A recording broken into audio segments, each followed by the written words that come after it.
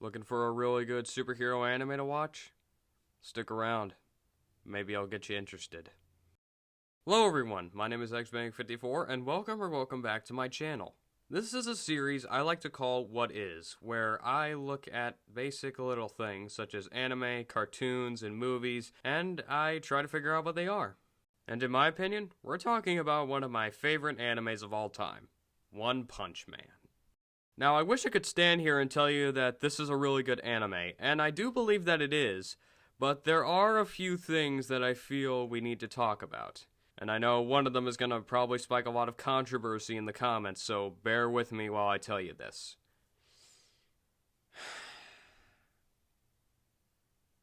I like One Punch Man Season 2. I know. And for those of you who are actually interested in this opinion that I have of One Punch Man Season 2, don't worry, there should be a video coming out very soon talking about why I like it. But today, I mainly want to focus on Season 1, because let's face it, Season 1 is probably the best one. And also, before we begin, I just want to point out, these are all my opinions. You don't have to agree with them, and that's okay.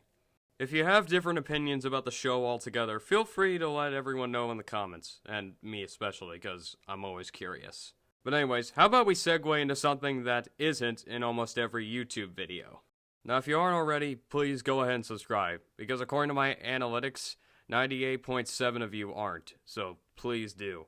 I know this probably won't change anything, but just thought I'd put it in anyways. Anyways, with all that out of the way, let's jump into the video and find out what is One Punch Man.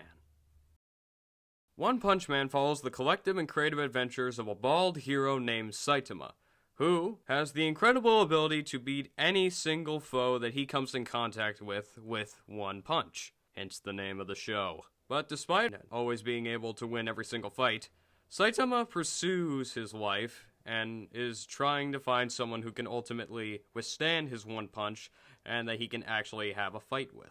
Combine this with a bunch of overall funny characters, funny scenarios, and clever action-filled plots, and you have yourself one of, if not the best, superhero animes.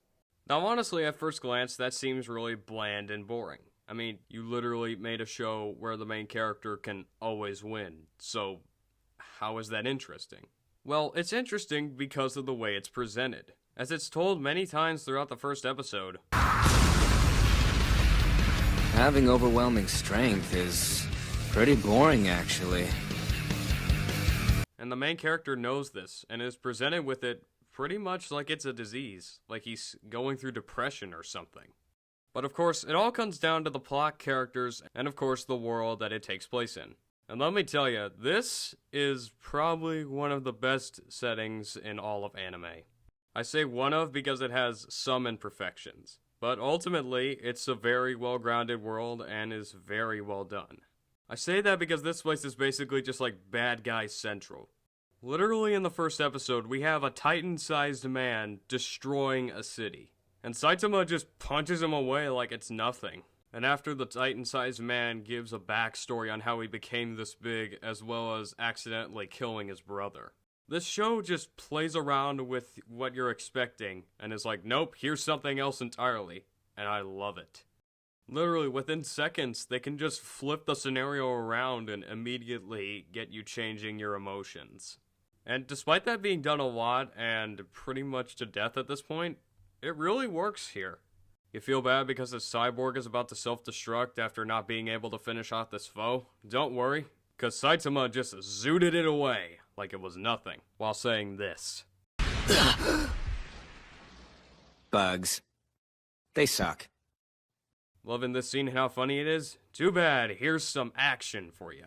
The show knows how to entertain you, because it's the perfect blend of comedy and action. Whenever a battle is happening, it keeps you interested.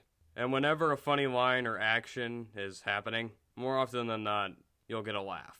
And if you combine it with a plot that ultimately seems a little cliche, but is very different, it ultimately somehow works. Honestly, in my opinion, the villain of the week thing didn't need to happen, but ultimately it does further the plot, and doesn't do it in a cliche way. Every villain that you come in contact with in the show, even if it's just a one-time villain, is incredibly interesting. And honestly, I wish they did a lot more with some of them. And ultimately, the plot is very well done. I won't go into too many details regarding the ending of Season 1, but hopefully by the end, you can imagine why people wanted a Season 2.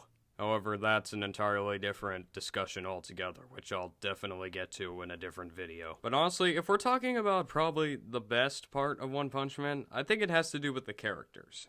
Most of the time, you get the standard one-off characters that are only there for either a cheap joke or something. But once in a while, you actually get some pretty good characters. Some of my favorites actually being Moonman Rider, King, and Speedo Sound Sonic. I haven't really seen characters like this in a long time, at least when compared to superheroes. So honestly, this is a great change of pace, and it's probably why I like them so much. And ultimately, although their backstories haven't really been fleshed out except for King's really, I'm still finding them very enjoyable. And I'm kind of interested to see how their side stories will turn out instead of the main characters for some reason. And even the one-off villains can be enjoyable sometimes. Take for example this one. The Deep Sea King. This one was introduced in a later episode of Season 1. He did only last for 2 episodes, which is a shame because I think they could have done a little bit more with him, like make him come back or something. But ultimately, he did pretty good for only 2 episodes.